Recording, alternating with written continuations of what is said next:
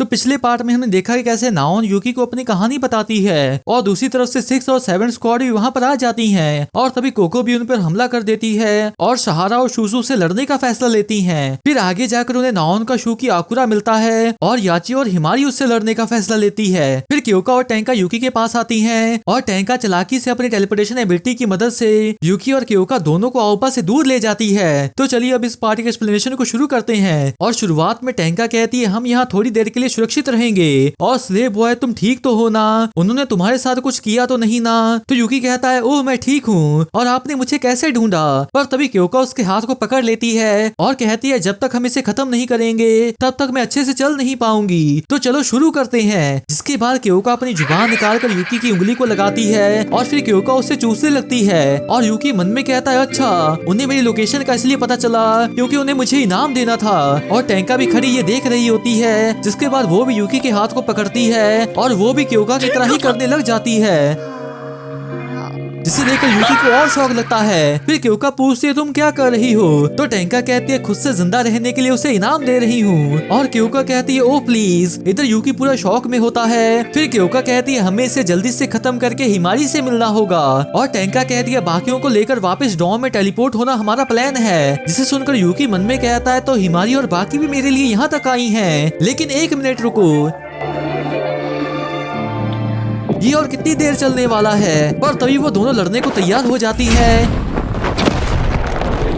और आउबा कहती है तुम्हें ढूंढ लिया। फिर टैंका पूछती है हे क्यों क्या तुम ठीक हो। तो क्योका कहती है हाँ मैं मूव कर सकती हूँ। फिर आउबा उन दोनों पर हमला करने आती है, लेकिन तभी यूकी उसके सामने आ जाता है, जिससे आउबा भी वहीं पर रुक जाती है।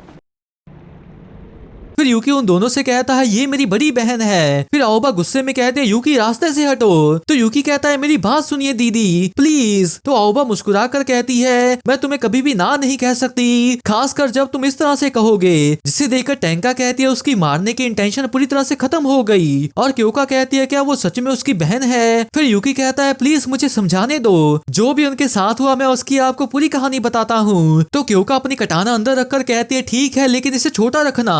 दूसरी ओर डॉम में हम देते हैं कि ने उन सभी के लिए बहुत सारा खाना बना चुकी होती है और वो कहते हैं मिस्टर यूकी के वापस आने तक डॉम को संभालना ने का काम है। इधर कोको सहारा को एक पंच मारती है, जिससे शुशु का ध्यान भी भटक जाता है और तभी कुमा भी हमला करने आता है, जिससे शुशु डॉज कर लेती है।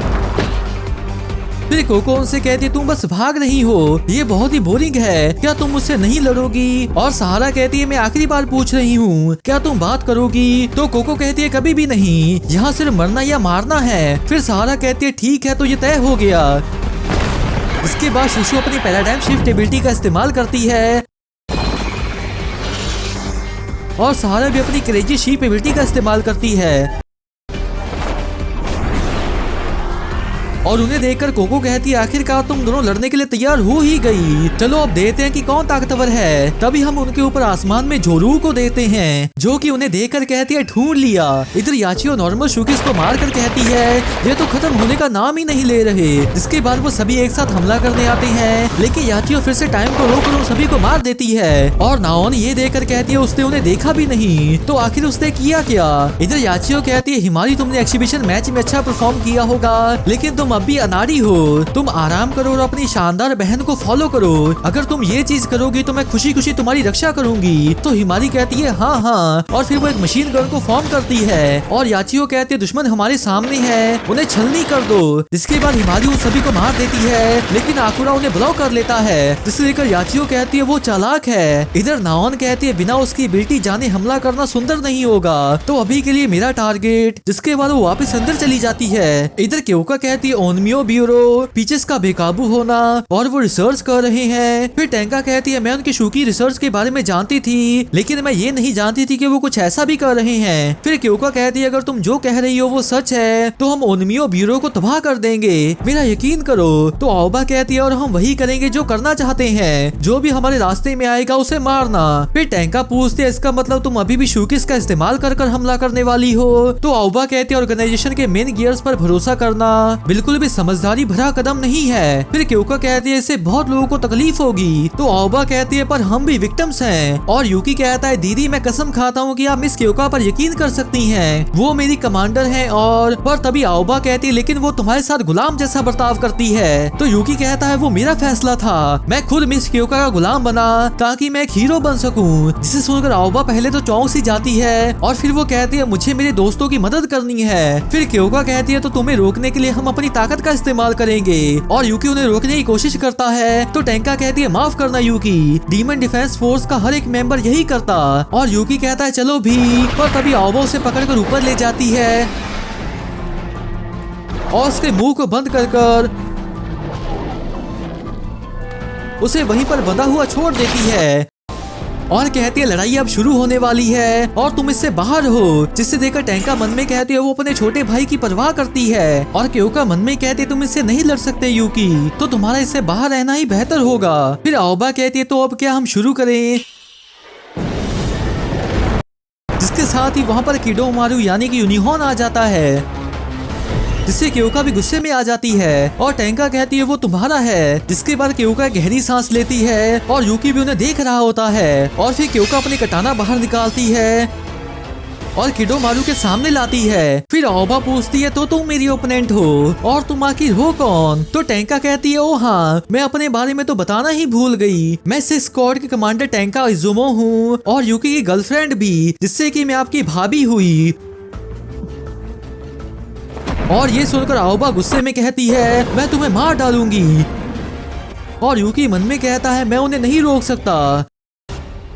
दूसरी ओर कोको सहारा पर लगातार हमले कर रही होती है और सहारा उन्हें ब्लॉक करते हुए मन में कहती है वो तेज है और ताकतवर भी। और कोको कहती है क्या हुआ आकर मुझे पकड़ो। साथ में सहारा मन में कहती है लेकिन उसके हमले अजीब हैं और बेकार भी, तो ये मेरा सबसे अच्छा मौका है। जिसके बाद वो उसे पंच मारने लगती है लेकिन तभी उसका पंच फिसल जाता है, जिससे सहारा को भी शौक लगता है। और कोको भी उसके पेट में किक मारती है और कहती है कूमा।